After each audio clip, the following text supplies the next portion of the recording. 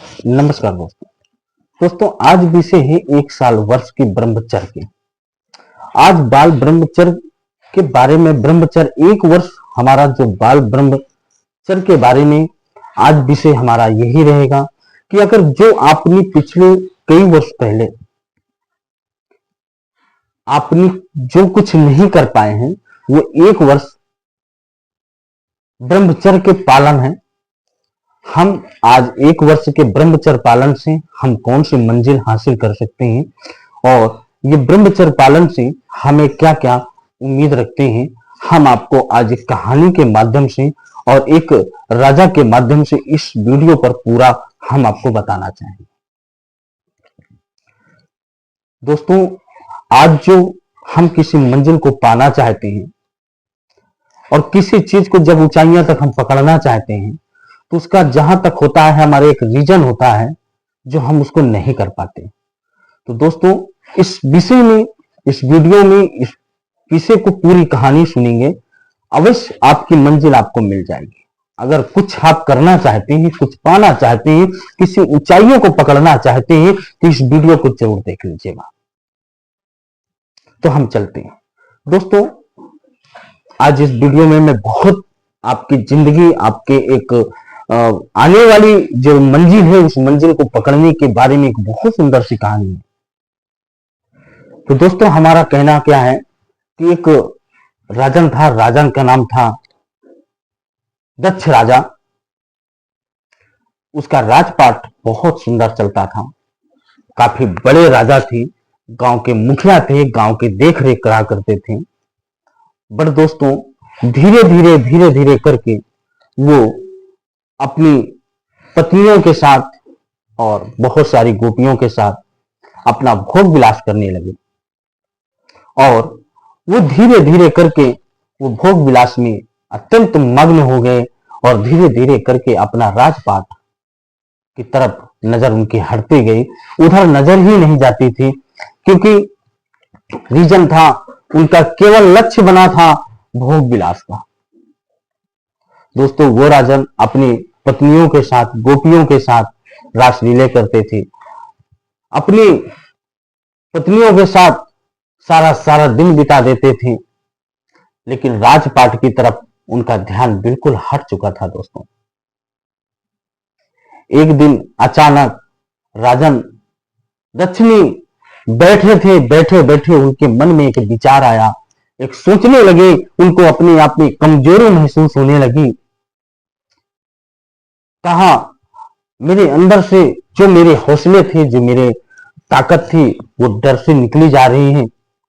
और उन्होंने कहा मैं इस चीज को प्रमाण करने के लिए अपने सैनिकों को बुलाए और सैनिकों को कहा सैनिक तलवार ले लो, हमें रिहर्सल, जहां पे उन्होंने रिहर्सल करते थे वहां लेकर सैनिकों के साथ गए और सैनिक के साथ जैसे ही उन्हें जहां तलवार से लड़ाई करते थे यानी रिहर्सल किया करते थे वहां जब पहुंचे तो अपने सैनिक की एक ही तलवार नहीं संभाल पाए, लेकिन सैनिक ने अपने राजन की मान सम्मान इज्जत बचाने के लिए उनको वार नहीं किया और राजन को वहां पर शक हुआ कि मेरी कमजोरी बहुत ज्यादा हो गई, आज तो ठीक है लेकिन कल आने वाले वक्त में मुझे कोई पराजित कर जाएगा, मुझे हराकर, मुझे मारकर मेरी ये सारी संपत्ति और सारा राजपाट लेके चला जाएगा।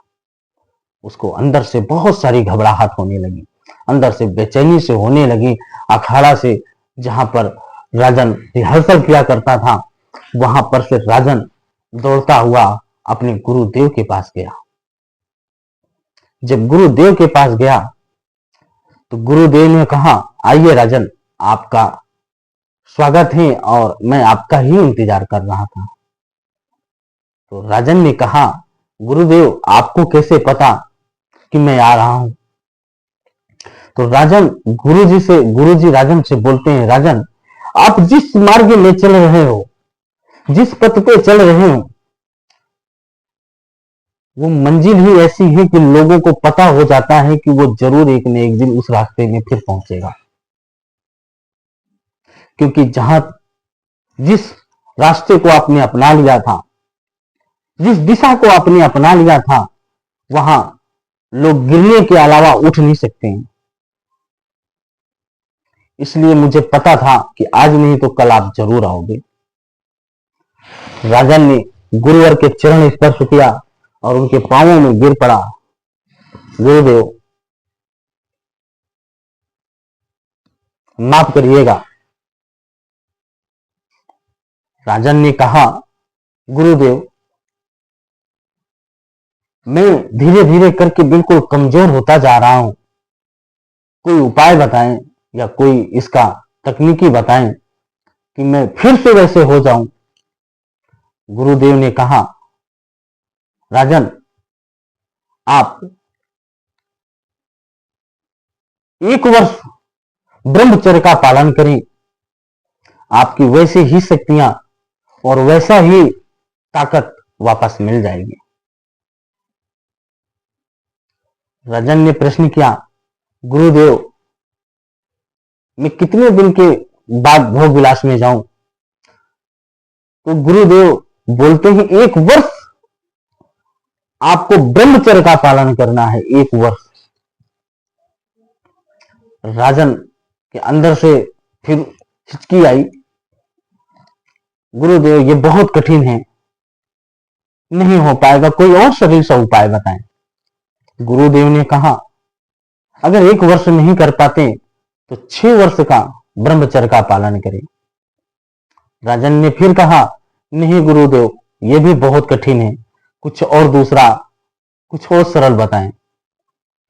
गुरुदेव ने कहा, फिर आप 3 महीने में भोग विलास करें। राजन फिर से बोला, गुरुदेव, ये भी बहुत कठिन है, कुछ और सरल बताएं। फिर गुरुदेव ने कहा, 1 महीने में करें भोग विलास। तो फिर राजन ने कहा, गुरुदेव, ये भी मेरे लिए कठिन है, लेकिन गुरुदेव एक बात बताइए, क्या अगर प्रतिदिन भोग विलास करता हूं तो क्या होगा? तो गुरुदेव क्रोधित हो गए। यही होगा कि एक दिन आपको मार करके और आपका सारा राजपाट हड़प ले जाएंगे। यही होगा रोज के भोग विलास करने से। राजा को थोड़ा से अंदर से उस बात को लग गई गुरुदेव की कि मैं राजन हूं और गुरु की मुझे आज्ञा भी नहीं काटना है।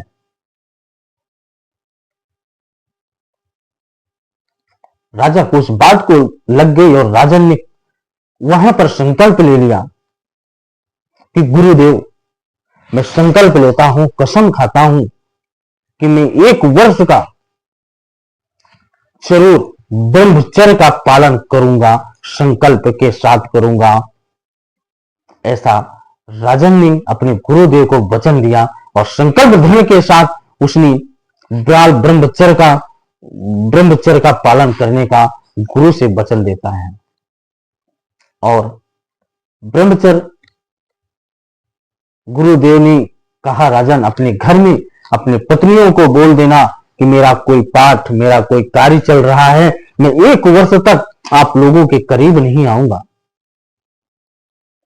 जब 1 वर्ष तक आप ब्रह्मचर्य का पालन करेंगे तो आपकी पूरी शक्तियां फिर होशवास में आ जाएंगी और आपकी ताकत फिर होशवास में आ जाएंगी और आपके हौसले फिर बुलंद हो जाएंगे और फिर आप वैसे ही अखाड़ा में लड़ना चालू कर देंगे। राजन को अत्यंत खुशी हुई इस बात को सुनकर और उस दिन से वचन देकर गुरुदेव से अपना ब्रह्मचर्य का पालन करना चालू कर दिया।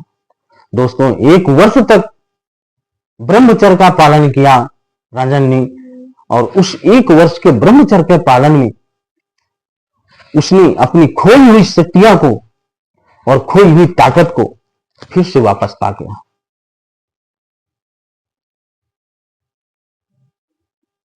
तो दोस्तों, हमारी इस कहानी का उद्देश्य यह है कि अगर कोई भी व्यक्ति या कोई भी इंसान हो, अगर कुछ मंजिल पाना चाहता है या कुछ आगे बढ़ना चाहता है तो ये भोग विलास से दूर हो जाए और ब्रह्मचर्य का पालन कर ले।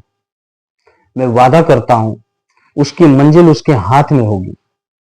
केवल 1 वर्ष ब्रह्मचर्य का पालन करें। दोस्तों, जो भी ये भोग विलास के